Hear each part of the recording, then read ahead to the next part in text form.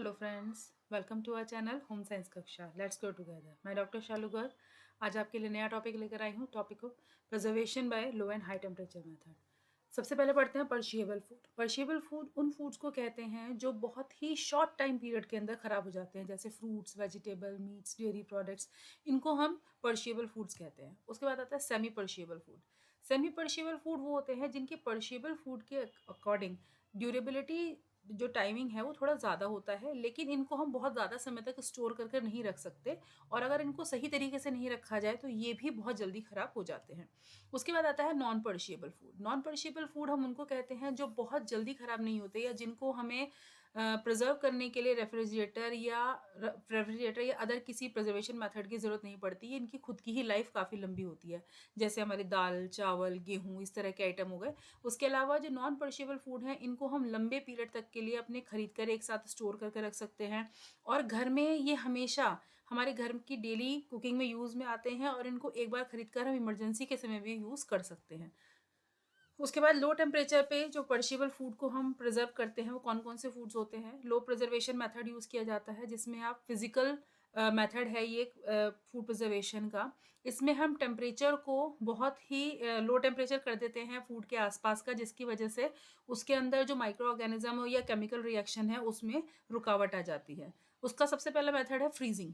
Freezing एक ऐसा method है जिसमें हम खाने को काफ़ी लंबे समय तक उसकी क्वालिटी को मेंटेन करके भी उसको हम प्रिजर्व करके रख सकते हैं। इसमें एक्चुअली जो फ्रीजिंग टाइम है उसके फ्रीजिंग के टेम्परेचर को हम कम ज़्यादा करके उनको प्रिजर्व करते हैं। माइक्रो ऑर्गेनिजम्स इस के इफेक्टिव से कम हो जाते हैं, या फिर उनका जो खाना खराब करने की जो प्रक्रिया है उस प्रक्रिया पर रोक लग जाती है। स्लो फ्रीजिंग प्रोसेस जो होता है इसको हम शार्प फ्रीजिंग भी कहते हैं। इस फ्रीजिंग मेथड में हम -4 डिग्री से -20 डिग्री तक रेफ्रिजरेटर के अंदर खाने को प्रिजर्व करते हैं। इसमें 3 से 72 घंटे का समय चाहिए होता है। उसके अलावा होम मेथड में जब हम फ्रीजिंग मेथड यूज़ करते हैं शार्प मेथड में, तो उसमें हम -15 डिग्री से -21 डिग्री सेल्सियस तक का टेम्परेचर यूज़ कर सकते हैं। उसके बाद आता है क्विक फ्रीजिंग। क्विक फ्रीजिंग में लो टेम्परेचर हम यूज़ करते हैं, जिसमें -32 डिग्री सेल्सियस से लेकर -40 डिग्री सेल्सियस पर हम रैपिडली फूड प्रिजर्व करते हैं। इससे क्या होता है कि उसके आसपास फाइन क्रिस्टल्स जम जाते हैं, और वो क्रिस्टल्स की वजह से जो प्लांट और एनिमल सेल हैं वो ब्रेक हो जाते हैं, और उन क्रिस्टल की वजह से जो माइक्रो ऑर्गेनिजम्स हैं उनका जो काम है वो रुक जाता है। इसको हम शॉर्ट टाइम पीरियड के लिए भी, बहुत सारी क्वांटिटी को शॉर्ट टाइम पीरियड के लिए प्रिजर्व कर सकते हैं। उसके बाद आता है डिहाइड्रो फ्रीजिंग। इसमें हम क्या करते हैं, 50% फूड को ड्राई कर और उसके बाद हम उसको फ्रीज करते हैं, ताकि उसके वेट और वॉल्यूम को रिड्यूस किया जा सके। एडवांटेजेस क्या है फ्रीजिंग करने के, बहुत सारे फूड्स को हम प्रिजर्व कर सकते हैं। नेचुरल कलर, फ्लेवर और न्यूट्रिटिव वैल्यू को हम दोबारा उसकी रिगेन कर सकते हैं। उसके अलावा जो टेक्सचर है वो यूजुअली अदर जो हमारे प्रिजर्वेशन मेथड है उसमें सबसे बेहतरीन होता है। फूड्स को जो है लंबे समय के लिए हम फ्रोजन करके रख सकते हैं, और उनको ड्राई करके कैन भी कर सकते हैं। सिंपल प्रोसीजर है, कोई कन्वीनियंस आपको इसमें इजीली है, आप कभी भी उसमें से निकाल के फूड अपने प्रिपरेशन के लिए यूज़ कर सकते हैं। उसके अलावा होम पर भी आप इसको, मतलब घर में भी छोटे लेवल पर भी अपना खाना प्रिजर्व कर सकते हैं, और किचन को ये कूल रखता है और कंफर्टेबल रखता है। तो नेक्स्ट थिंग है कि फ्रोजन फूड्स को जो है आप यूजुअली 3 महीने तक भी आप उसको प्रिजर्व करके रख सकते हैं। उसके बाद डिसएडवांटेजेस क्या है फ्रीजिंग की।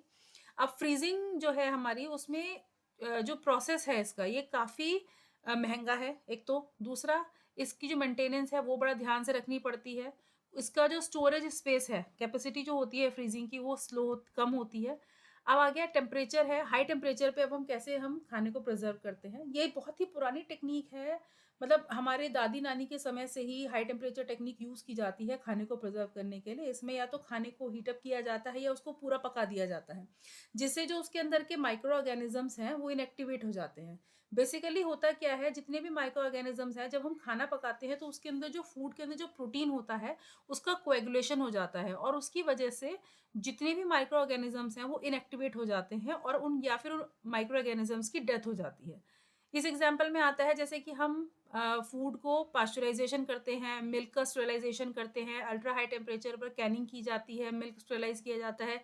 ये हीट प्रिजर्वेशन के मॉडर्न टेक्निक है, जिसमें कि पास्चराइजेशन ऑफ मिल्क सबसे लेटेस्ट है।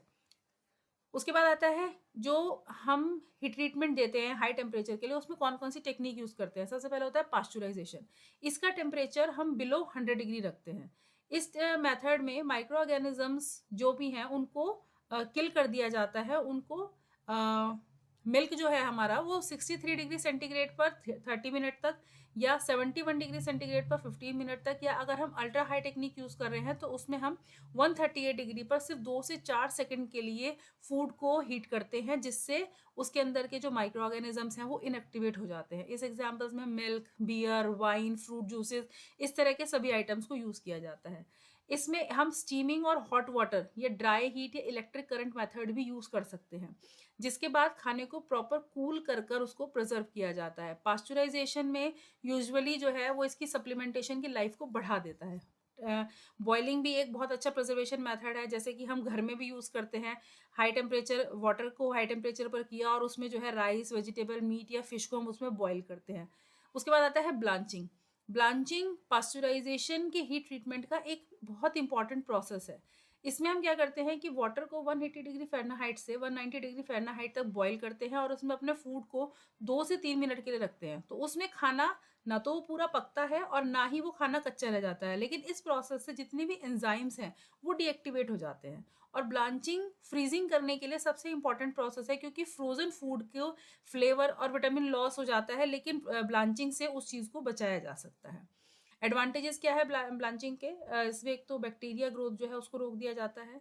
फूड का जो नेचुरल कलर है उसको बचाने की पूरी कोशिश इसमें रखी जाती है। उसके अलावा खाना श्रिंक हो जाता है, जिससे कि छोटे कंटेनर्स में ज़्यादा फूड को हम प्रिजर्व कर सकते हैं।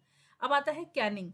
कैनिंग एक ऐसा एप्लीकेशन है जिसमें हम खाना जब प्रिजर्व करते हैं तो कैनिंग यानी कि जो हमारे बॉटल्स होते हैं जिनमें खाना प्रिजर्व किया जाता है उनको भी माइक्रो ऑर्गेनिज्म से डीएक्टिवेट किया जाता है, और ताकि वो रिकंटामिनेटेड ना हो जाए, खाना हमारा उसमें ख़राब ना हो जाए। डिग्री ऑफ जो खाना हम गर्म करते हैं उसकी हीट कितनी उसमें देनी है, कितने लंबे टाइम के लिए उसको हीट करना है, ये डिपेंड करता है कि किस तरह का फूड हम यूज़ कर रहे हैं और किस तरह के उसमें माइक्रो ऑर्गेनिजम्स प्रेजेंट हैं।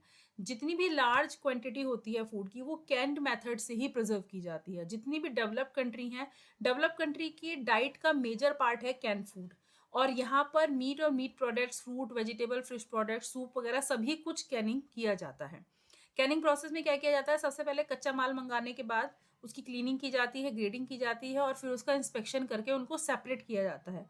देन ब्लांचिंग की प्रोसेस की जाती है ताकि इनएक्टिवेट किया जा सके एंजाइम को। उसके बाद जो कंटेनर्स हैं जिनमें हमें खाना प्रिजर्व करना है उनको ब्राइन या सिरप से डी इन्फेक्टेड किया जाता है। उसके बाद उनको एग्जॉस्ट किया जाता है। एग्जॉस्टिंग में गैस और एयर उसको इंटरनल प्रेशर से हीट कर कर कूल किया जाता है ताकि वो नॉर्मल टेम्परेचर पर आ सके। एग्जॉस्टिंग के बाद उन कैंस को फिल किया जाता है और परमानेंटली सील किया जाता है। सील कंटेनर्स जो होते हैं उनको हाई टेम्परेचर पर ले जाया जाता है और उनको हीट रेजिस्टेंट ऑर्गेनिजम्स को रिमूव करने के लिए, ताकि डिस्ट्रॉय वो हो जाए। उसके बाद कैन को ठंडे पानी में डालकर उनको कूल किया जाता है स्टोर करने से पहले, एंड फाइनली उनको स्टोर करके कैन को स्टोर करके यूज़ किया जाता है।